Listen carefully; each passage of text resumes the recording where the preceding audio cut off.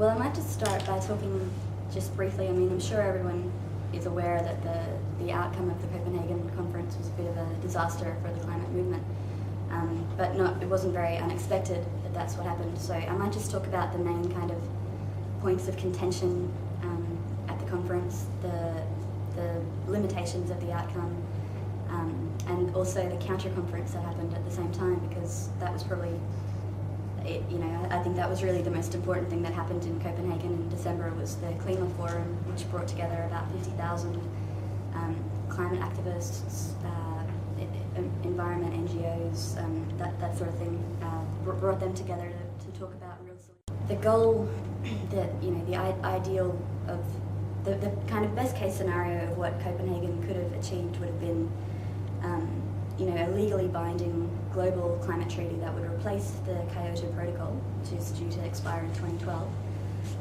that would set carbon emission reduction targets that are required by science, and that would agree mechanisms and funding and finance for poor countries, the third world countries, to be able to adapt their economies and infrastructure to develop along a sustainable path and to deal with the already existing impact of climate change. That's not going to completely solve the problem or anything. It's not going to, that wouldn't be a magic solution to each different country actually making the necessary changes to their societies that would be required to to move to a sustainable path. But that would have been a starting point and a positive basis for doing so.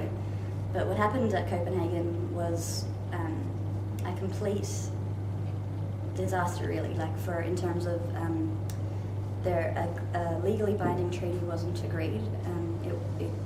Even if it wasn't legally binding, but there was no reference to targets that emission targets for 2020. And by the final draft of the Copenhagen Accord, which is not even adopted but taken note of by the conference, the targets for reducing carbon emissions by 2050 had disappeared out of that as well. So it doesn't contain any targets.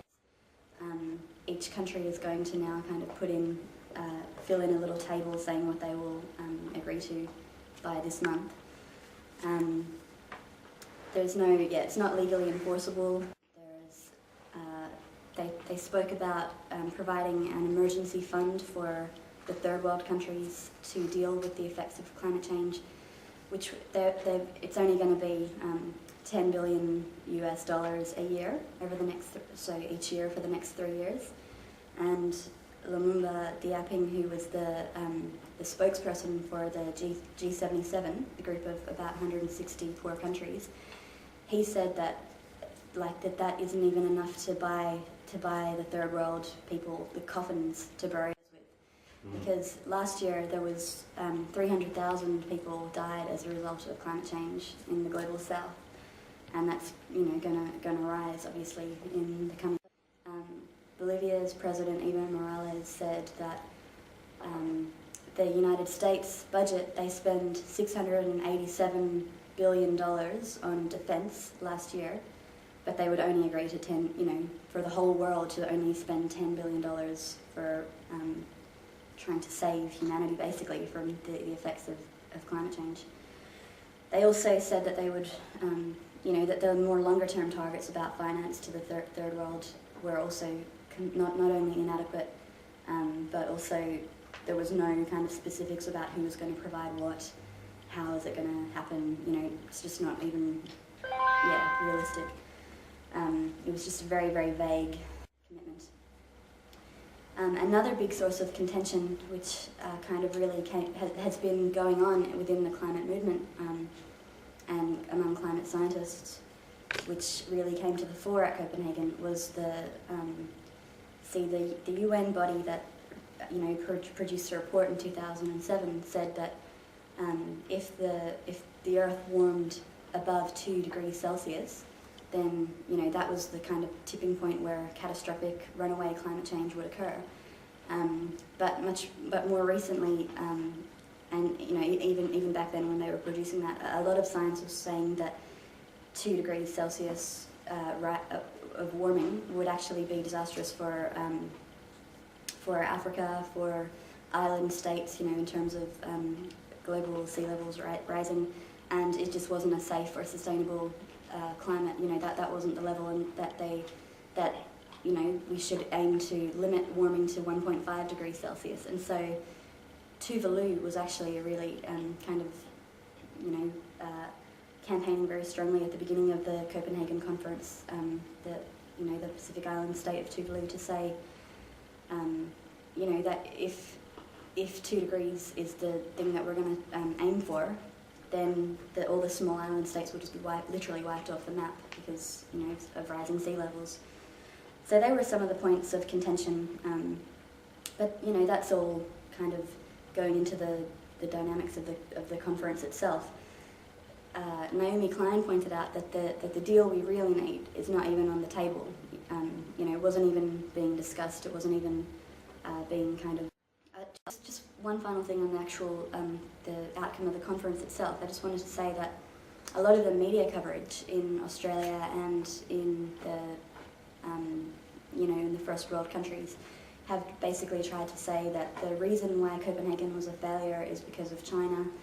But what in reality happened at Copenhagen was that the first world countries tried to renege on already existing agreements that they are kind of principles that had been adopted through the Kyoto Protocol. So saying that the third world and first world countries had differentiating obligations based on their climate debt, based on their historic contribution to carbon emissions.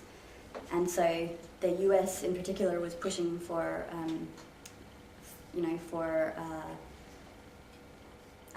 China and India and big emerging economies to be bound by the exact same kind of agreements and as the first world, which would prohibit development. They were basically pushing for a thing which would entrench global inequality forever, so that the third world countries would never be able to kind of develop their economies. And while, we don't want to say, if you're a third world country, you can pollute as much as you want in order to develop. That's not what we're saying at all. It's just a thing of acknowledging the different obligations of the first world and third world countries, the need for the third world countries to actually develop, but in a sustainable way, and to be provided with assistance to do that. Science has said that the first world countries need to make a carbon emission cut of 40% by 2020. And the US had pledged to only reduce its emissions by 4%, which is one-tenth of what's actually required by climate science. And the European Union only agreed to cut its emissions by 20% by 2020. So that's the kind of failures now of the Copenhagen conference. Really, it was just the corporations and the politicians linked to the corporations that ran Copenhagen and just ran it into the ground and just made sure that their short-term profit interests were going to be protected at the expense of the rest of the planet. I'll just, before handing it over to Ben, just wanted to talk briefly about the counter-conference that happened, and there was a big, massive mobilization, I think December 12, where about 100,000 people from all around the world protested in Copenhagen city centre and marched up to the Bella Centre, which is where the official conference was happening. And this was led by indigenous activists from Peru and the Amazon rainforest, who they were kind of leading. There was a lot of indigenous activists and climate activists from all around the world who were taking part in it. It was significant in that the sheer numbers, 100,000 people protesting and 50,000 people participating in the conference. But I think it really was a very big and significant step forward for the climate movement.